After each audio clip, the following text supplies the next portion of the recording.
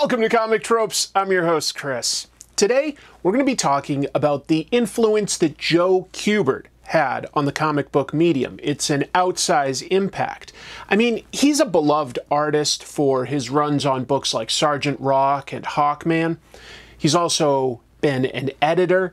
He's well known for his creator-owned books like Tor, and for his Eisner-winning nonfiction comic, Fax from Sarajevo. Some great history as a comics artist, but also it's worth noting that he's the founder of a cartooning school that has produced many successful comic book artists, and he's had children and grandchildren that work in the industry. So when you combine all of that, Joe Kubert has had a big influence. Let's start by talking about Joe's history, how he broke into the industry, and some of his important comics.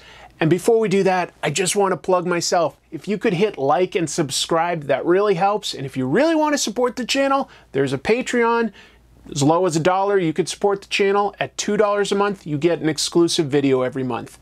Let's talk about Joe Kubert. Joe Kubert was born in Poland in 1926 and immigrated to Brooklyn, New York with his family when he was just 2 months old. Kubert tells us in his own words how he became interested in drawing at a young age. In his graphic novel Yossel, Kubert wrote, "I started to draw as soon as I was old enough to hold anything that would make a mark. When I was 3 or 4, neighbors would buy boxes of penny chalk for me to draw pictures in the streets, in the gutters actually. The sidewalks were rough concrete, but the gutters were smooth black macadam.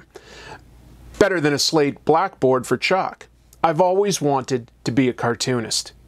Kubert said that his family encouraged his drawing, and before he even went to high school, he would regularly stop by the art bullpen at places like MLJ, which became Archie Comics, and the art studios of Henry A. Chesler, where he would be given informal inking jobs or pages to work on as practice. Kubert ultimately went to Manhattan's High School of Music and Art, which is where he met his friend Norman Maurer. Kubert and Maurer would go on to collaborate on their original character, Tor, a prehistoric caveman hero. They also became editors at St. John Publications in the 1950s, where they invented 3D comics. For more on that, I've got an entire episode on the history of 3D comics.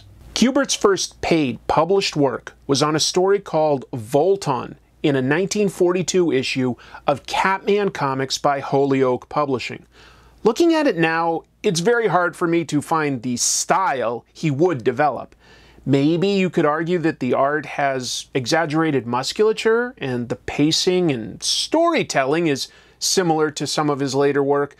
But keep in mind, Joe Kubert was only about 16 years old and still hadn't graduated from high school yet.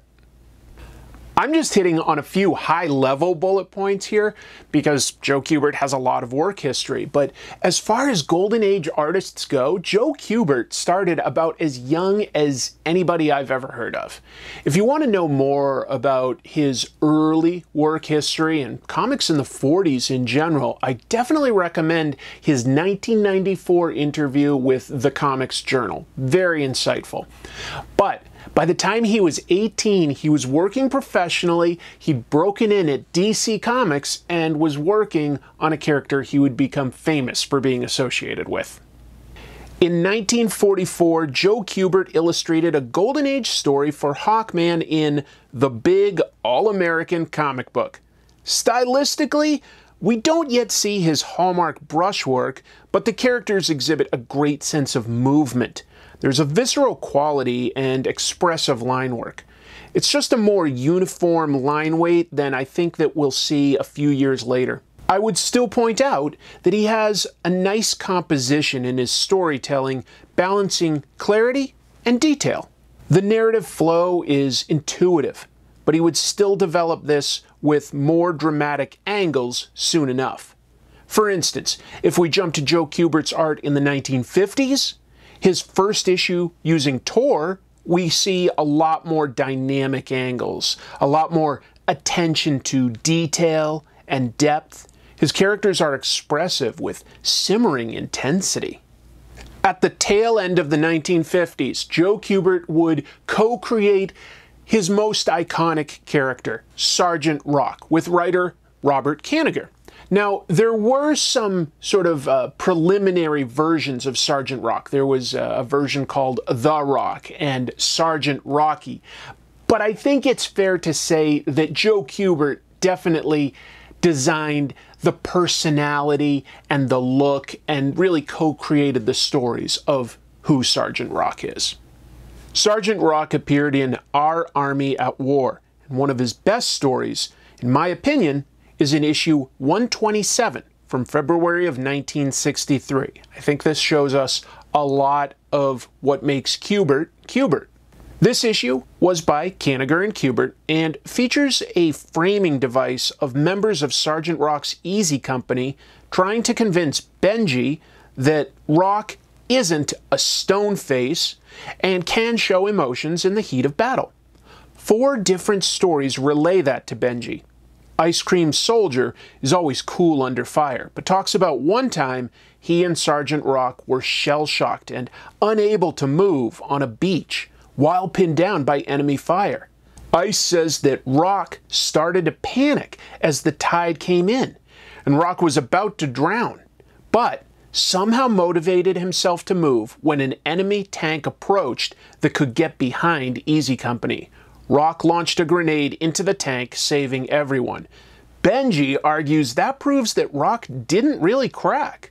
Next, Flipcoin tells a story about how a new recruit, Dash, wanted to prove himself to Rock. The GIs are again pinned down by an enemy encampment, and Dash ditches his gear to run at the enemy with grenades. But he's shot. Rock ends up walking straight at the enemy pillbox, carrying the dying soldier and allowing him to drop a grenade into the enemy's lap. And once again, Benji says Rock was upset, but didn't actually crack. So the third story recounts a time that Little Sure Shot and Rock were making their way through the frozen countryside and a French resistance fighter targeted them, assuming that they were the enemy in disguise. It's interrupted by a tank, which Rock ultimately blows up. Rock went from being furious with the lady resistance fighter to being amused by her celebration. Still, Benji says that's not proof that Rock has strong emotions. The final tale is by second-in-command Bulldozer. Easy Company was pinned down in a town square by machine gunners on a remote roof. A sad-eyed beagle leads the men to a damaged building nearby, and from there, Rock is able to get the drop on the enemy. Sad Eyes becomes Rock's loyal companion until he is shot by a German plane. Benji asks if Rock actually cried, and Bulldozer admits he did not. The issue ends with Rock coming across that same plane and getting revenge, finally allowing some tears to flow. Beyond being a great series of stories, it shows Kubert's skills. There are environments calling for extreme heat, water, snow, and all of it is convincing. The technical details on the tanks are impressive. The soldiers have different body types and faces, so it's easy to tell them apart even though they're all marching around in olive green military uniforms. And it shows the intensity of Rock as a character. Chiseled features and small eyes relay his poise and anger, but we see the cracks in the facade. It shows a wide range of emotions with poses and gesture as simple as furrowed brows, clenched fists, and slumping postures. Another example of how great Kubert was throughout the Silver Age is his reimagining of Hawkman as an alien in Brave and the Bold, issue 34 from 1961. We get to see Kubert's imagination with wild monsters, and it really highlights how good he could be at superheroes with muscular bodies flying through the air. It highlights how Joe Kubert blended realism with stylization to suit the tone. It has a real energy to it, and the world feels tactile. When we compare it to his Golden Age Hawkman story, we see Kubert has developed a style with heavy inking, cross-hatching, even some stippling.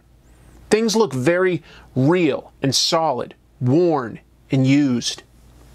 Hawkman and Sgt Rock made Joe Kubert a fan favorite, but his next move proved that he also had a good business mind, because he and his wife Muriel decided to open a cartooning school, a school that's still around today. That meant that Joe Kubert would not only influence people as an artist, but as a teacher. The Joe Kubert School of Cartoon and Graphic Art was founded in 1976 by Kubert and his wife Muriel in Dover, New Jersey, to teach the craft of cartooning, graphic art, and sequential storytelling. Renowned for its intense 3-year program, the school offers hands-on instruction from industry professionals, many of whom are alumni now, fostering a tight-knit community where students hone their skills in penciling, inking, coloring, and other jobs within sequential storytelling. The Kubert School prepares its graduates for careers in comics, animation, and commercial illustration. Last month, in May of 2025, the school relocated to Madison, New Jersey. Kubert would emphasize speed and stylization without sacrificing accuracy. For instance, a lot of artists use the so-called Loomis method for constructing a head. Andrew Loomis was an illustrator and teacher that gave you measurements for how to lay out a head with proper proportions. Whereas Joe Kubert would have people work faster with basic shapes like ovals and triangles to map things out, including a faceplate oval to figure out which direction the head was aimed. Notable graduates of the Joe Kubert School include a wide variety of professionals, including Amanda Connor, Scott Collins, Dan Parent, Lee Weeks, many more. Some of the first graduating class in 1978 have become distinguished professionals, like Steve Bissette, well known for collaborating with Alan Moore on Swamp Thing, as well as his creator-owned titles like Tyrant, and Rick Veitch, well known for his work on Swamp Thing, Brat Pack, Ninja Turtles, among many other titles. Other distinguished graduates include Steve Lieber, an Eisner Award winner for Whiteout Melt, and Tamara Bonvillain, a 2-time Ringo Award-winning colorist for DC, Marvel, Image, and of course, his 2 sons, Adam and Andy. They went to school, they're big professionals, and it's my 3rd example of Joe Kubert's legacy, his family.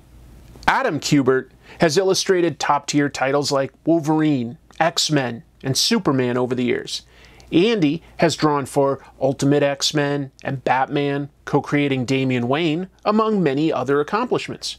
And while both artists have their distinct style, I think you can see a lot of the energy and some of the rendering that his father clearly inspired.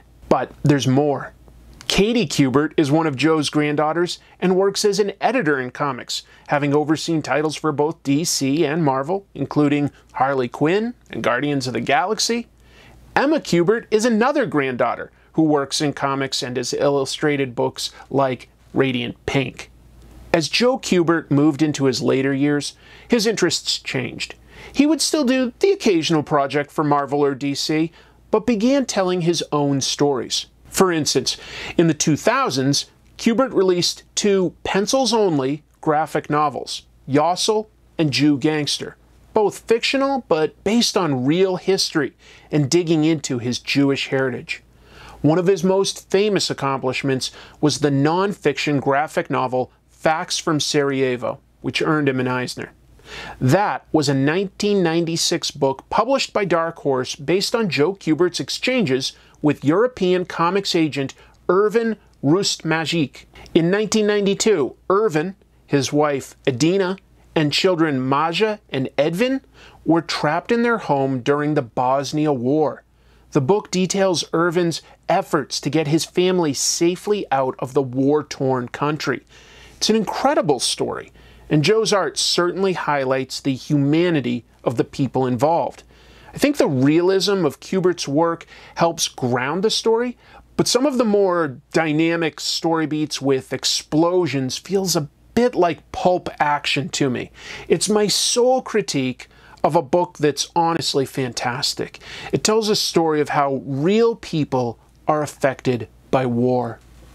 When you add up the comics, the school, and the family, that's just so much influence on the comics industry, I think there's an argument to be made that Joe Kubert could be the most influential artist when you consider all those factors. He certainly had a big impact, no matter how you want to argue it. And, you know, he loved comics. Sadly, he passed away in 2012, but that very year, according to comics historian Arlen Schumer, Joe Kubert had a great quote. He said, "I happen to love to draw, and I happen to love to draw comic books. I enjoy it as much now, probably more, than I did before." That's beautiful. My personal hope is that you can find something that you love as much as Joe Kubert loved comics. Thank you very much for watching. Please hit like and subscribe. Consider checking out my Patreon. Link is in the description below. I'll talk a little behind the scenes stuff while the credits roll, but until then, I'll see you next time, and your mission is to keep reading comics. Bye. Sgt Rock is gonna help me. My girl. Mine. Kubert Stupid. Mine. Sgt Rock is gonna help me. Make the girl Mine. Keeper.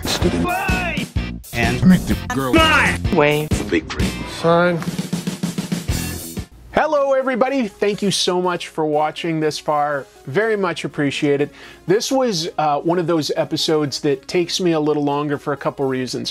When I discuss somebody that I really love and is really important, I just really overthink the script, I think. I'm just like, oh boy, what do I mention? What do I sort of skip for now and maybe address in a follow-up video someday? It's so difficult to cover certain artists and writers in the comics industry, but I did enjoy this.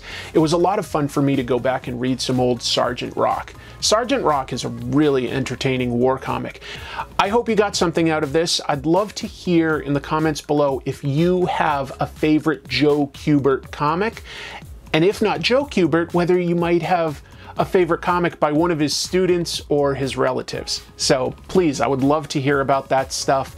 And I'm working on another episode. Thanks for watching. I'll see you real soon.